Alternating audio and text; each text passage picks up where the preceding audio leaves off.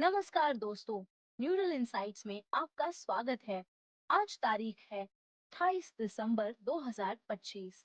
Christmas बीत चुका है, लेकिन एआई की दुनिया में धमाकों का सिलसिला जारी है। आज की खबरें थोड़ी डरावनी है, थोड़ी देशभक्ति वाली है और थोड़ी महंगी भी है। सैम ऑल्टमैन को अब अपने ही बनाए एजेंट्स से डर लग रहा है। गौतम अडानी ने भारत को डिजिटल गुलामी से बचने की चेतावनी दी है और डिज्नी ने ओपन एआई के साथ एक ऐतिहासिक डील की है। चलिए, बिना किसी इमोजी के मजे के साथ सारी खबरें विस्तार से जानते हैं। सबसे पहले ओपन एआई के बॉस सैम ऑल्टमैन का एक बड़ा बयान। उन्होंने माना है कि स्वायत्त एआई एजेंट्स अब एक समस्या बनते जा रहे हैं। जी हाँ, वही एजेंट्स जिन्हें हम भविष्य बता रहे थे। ऑल्टमैन का कहना है कि ये एजेंट्स जो खुद इंटरनेट पर जाकर काम कर सकते हैं, अब साइबर सुरक्षा और मानसिक स्वास्थ्य के लिए खतरा बन रहे हैं।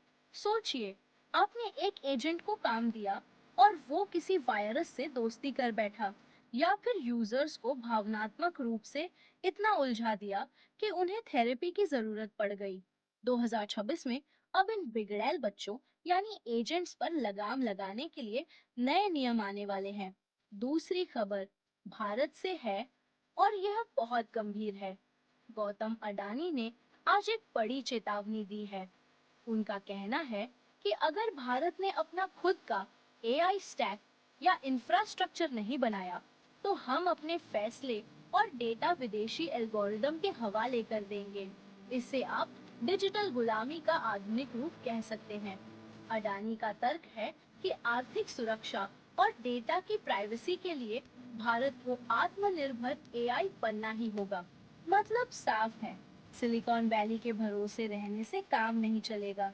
हमें अपना सिस्टम खड़ा करना होगा। तीसरे खंड में मनोरंजन और तकनीक का मिलन। डिज्नी ने ओपन एआई में लगभग $1 बिलियन का निवेश करने की योजना बनाई है।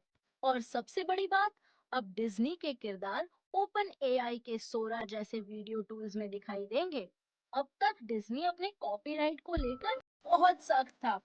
किसी ने मिकी माउस का चित्र भी बनाया तो लीगल नोटिस आ जाता था। लेकिन अब वे खुद ओपन एआई के साथ पार्टनरशिप कर रहे हैं। यानी जल्द ही आप आधिकारिक रूप से आयरन मैन या मिकी माउस के साथ एआई वीडियो बना सकेंगे। ये हॉलीवुड का अब तक का सबसे बड़ा यूटर्न है। चौथी खबर आपके कंप्यूटर और वॉलेट के बारे में है। एक रिपोर्ट के मुताबिक एआई मॉडल्स की भूख इतनी बढ़ गई है कि वे दुनिया की सारी हाई बैंडविड्थ मेमोरी खा रहे हैं। नतीजा, आपके लैपटॉप और फोन की रैम महंगी हो सकती है। इसी बीच खबर है कि एनवीडिया ने एआई चिप डिजाइनर कंपनी ग्रोको के एसेट्स को लगभग $20 बिलियन में खरीदने की तैयारी कर ली है।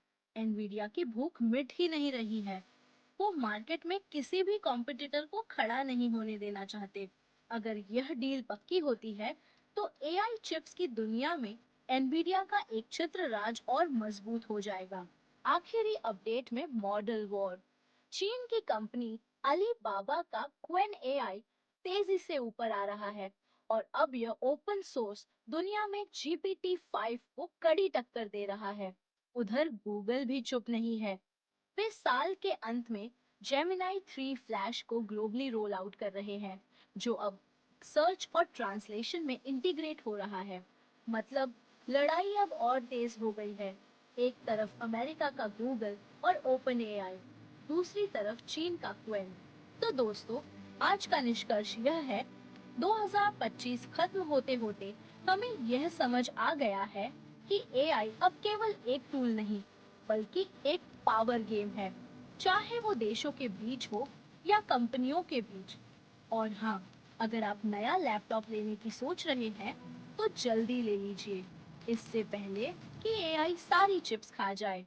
न्यूरल इंसाइट्स के आज के एपिसोड में बस इतना ही। लाइक, शेयर और सब्सक्राइब करना न भूलें। धन्यवाद।